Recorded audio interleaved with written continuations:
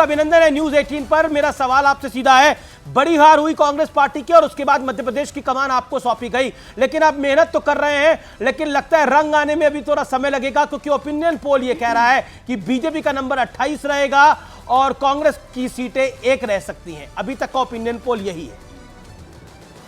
पटवारी जी।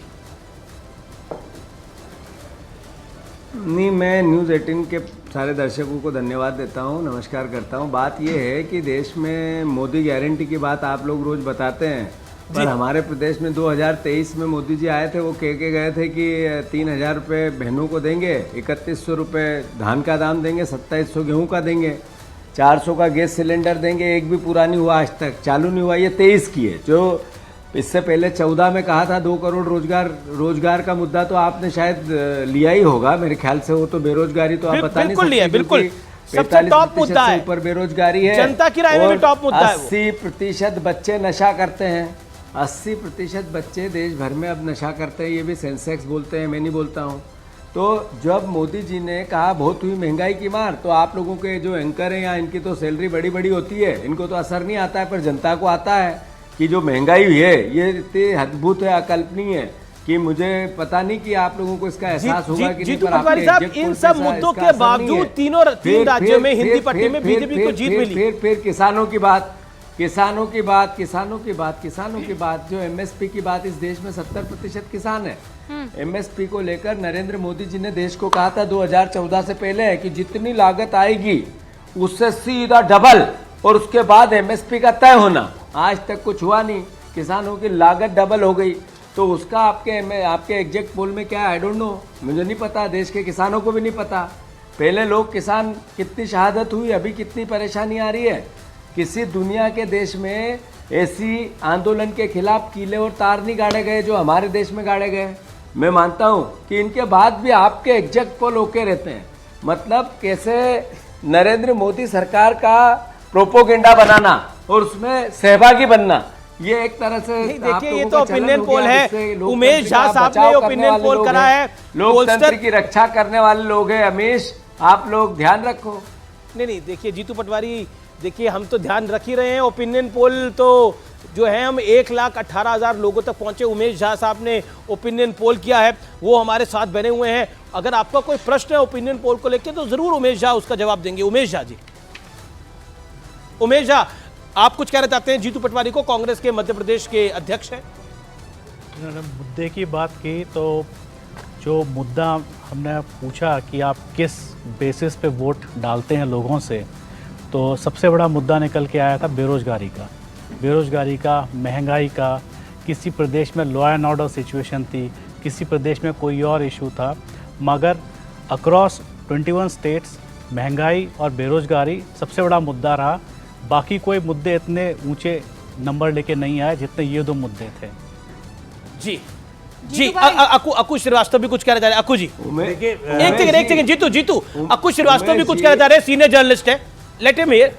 जीतू जी, सबसे बड़ी दिक्कत है कि महंगाई का मुद्दा है या बेरोजगारी मुद्दा है, लेकिन इस मुद्दे को ऊपर करने के लिए विपक्ष ने क्या किया? मुझे एक पिछले 5 साल का रिकॉर्ड बताया जाए कि क्या इतना बड़ा कोई एक आंदोलन किया गया जिसमें एक ये बात उनके सामने आई। आखिर वोट आदमी जब देता है तो परसेप्शन पे देता है, ठीक है, उसके सामने कई परेशानियां हैं, उसके बाद भी इसको कई बार लगता है कि नहीं, ये इससे ज़्यादा बड़े मुद्दे हैं इस समय देश के सामने। अब वो जो देश का एक परसेप्शन हो गया, अस्मिता का एक परसेप्शन हो गया, धार्मिक एक परसेप्शन हो गया, वो ज़्यादा बड़े काम करने लग गए हैं।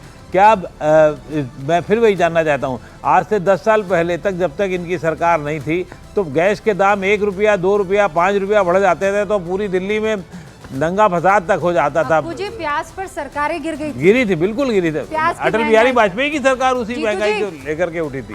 आप अगर इजाजत दें तो आपने जो ये सवाल पूछा, 1,18,000 लोगों की राय ली गई है सर, और फोन पर नहीं, उनसे एकदम फेस टू फेस उनसे पूछा भी। ये जो आप कह रहे हैं बेरोजगारी, और आप किन 3 बेहद जरूरी मुद्दों पर वोट करेंगे? जीतू भाई, रोजगार कहने वाले 56% है, कानून व्यवस्था कहने वाले 46% है, महंगाई जिसका आप अभी चर्चा कर रहे थे कि 3100 रुपए देंगे, 2700 रुपए धान का देंगे, 400 रुपए गैस सिलेंडर अभी तक पीएम ने नहीं दिया है, उस महंगाई पर 47% लोगों ने कहा ये हमारा मुद्दा रहने वाला है। उसके बावजूद मध्य प्रदेश में आप देखिए बीजेपी क्लीन स्वीप कर जाती है। तो कोई तो वजह है कि जनता इन मुद्दों को मानती तो है लेकिन वोट किसी और दिशा में दे रही है। नहीं, पहले तो 1 करोड़ जहाँ वोटर है वहाँ 1 लाख वोटरों से आपने सर्वे कर लिया और फिर आप इतने बहादुरी से बात कर रहे हैं कि जैसे 1 करोड़ वोटरों में 1 लाख वोटरों का सर्वे। फिर भी चलो, भगवान आपने जो किया होगा ठीक है, ईश्वर आपने जो, मैं तो आप लोगों को शुभकामनाएं दूंगा। पर जो हाँ पता है मुझे, पर मैं जिस तरीके से आप बोलते हो तो मैंने कहा आप फिनोमा बनाने में लगे हो कि मोदी सरकार वापस बने और उसमें आपकी अहम भूमिका है। मैं उन लोगों में से नहीं हूं कि वोटर्स को थोड़ी हम पर तो आरोप लगा दीजिए, वोटर्स पर आरोप मत लगाइए ना। ये वोटर्स से जाकर पूछा है, कोई रूबिका लियाकत और रमेश देवगन से नहीं पूछा है। रूबिका जी बात पूरी ठीक है जीतू भाई, रखिए आप अपनी बात रखिए। रूबिका जी बात पूरी होने दो।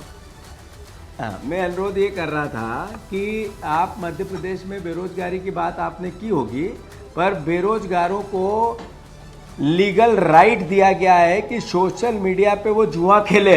हमारी सरकार ने, मध्य प्रदेश की सरकार ने ऑनलाइन लीगल जुए की व्यवस्था को विधानसभा में पास कर दिया।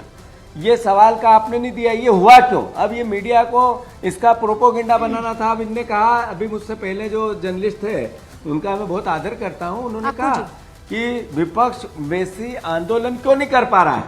आदरणीय, मैं आपसे अनुरोध करता हूं कि विपक्ष जब भी कमजोर होगा तो मीडिया सहयोग नहीं करेगी तब होगा। और मीडिया आज तो कुछ भी करती रहे, पर जिस दिन विपक्ष समाप्त होगा, जब मीडिया की भी हालात वही होगी जो विपक्ष की होगी। दोनों एक दूसरे के एक तरह से चोली दामन का साथ। जीतू जी, ये तो ये इसकी भी कमी क्या आई पता है। आप मुझे देख पा रहे हैं या नहीं देख पा रहे हैं। जीतू भाई, ये जो मैंने इस वक्त मुद्रा बनाई हुई है ना, ये अच्छा मैं बता देती हूँ, मुद्रा है pointing finger at the other person.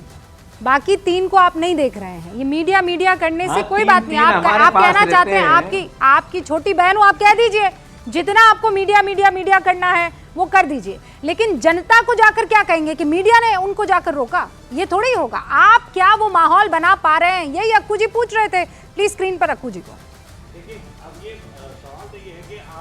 किया और ये चुनाव, चलिए ठीक है, अभी का जो होगा। इससे 2-3 महीने पहले जो चुनाव हुआ उसमें क्या कर लिया था? आप क्यों नहीं उसके खिलाफ में माहौल हो पाता है? क्यों नहीं एक जेन्युइन बात हो पाती? मैं बता देता हूं, बीजेपी अपने, मैंने अभी जो लिस्ट को देखा है, बीजेपी अपने तीन फॉर्मर सीएम्स को चुनाव लड़वा रही है। देखिए, मनोहर खट्टर बसवराज बोमई कर्नाटक में लड़ रहे हैं, त्रिवेंद्र सिंह रावत उत्तराखंड हरिद्वार से चुनाव लड़ने जा रहे हैं। उत्तराखंड में 2 ही सीटों का घोषित हुआ है, 2 में एक ये है, 2 में अनिल बलूनी है। तो दोनों ही वीआईपी सीट हो गई, हरिद्वार भी हो गई और पौड़ी भी हो गई। तो पौड़ी से अनिल बलूनी है और साथ ही साथ त्रिवेंद्र सिंह रावत को जगह सीट मिली है हरिद्वार की। और शंकर लालवानी को इंदौर से चुनाव लड़वा रही है भारतीय जनता पार्टी। शंकर लालवानी पर और छिंदवाड़ा पे भी बीजेपी ने कैंडिडेट दे दिया है, जो मेरे पास जानकारी आ रही है। छिंदवाड़ा से कैंडिडेट को उतारा गया है, बंटी कैंडिडेट को उतारा गया है। जीतू पटवारी, छिंदवाड़ा के कैंडिडेट पे आप रिएक्ट करना चाहेंगे और शंकर लालवानी पे खास तौर पर, क्योंकि आप भी उसी बेल्ट से आते हैं। बीजेपी ने अपने उम्मीदवार बीजेपी ने उम्मीदवार दिए होंगे, वो उनका अपना जुडिक्शन है, मैं उस पर कुछ बात नहीं करना चाहता। पर मैं इतना ज़रूर कहना चाहता हूँ कि एग्जैक्ट पोल आप लोग मेहनत करते हैं, आप जर्नलिस्ट हो, आपकी मीडिया की एक रिस्पेक्ट है, मैं भी करता हूँ, मैं उनसे अलग नहीं हो सकता। पर इस देश में लोकतंत्र बचाने के लिए भी जो असल मुद्दे उन पे भी तो इस तरह के आप फिनोमा बनाएं, ये मेरा अनुरोध है बस। और कोई मेरी बात बुरी लगी हम तो सब मुद्दे कवर करते हैं। अब राहुल जी की यात्रा चल रही है तो उसको भी कवर कर रहे हैं। वो महत्वपूर्ण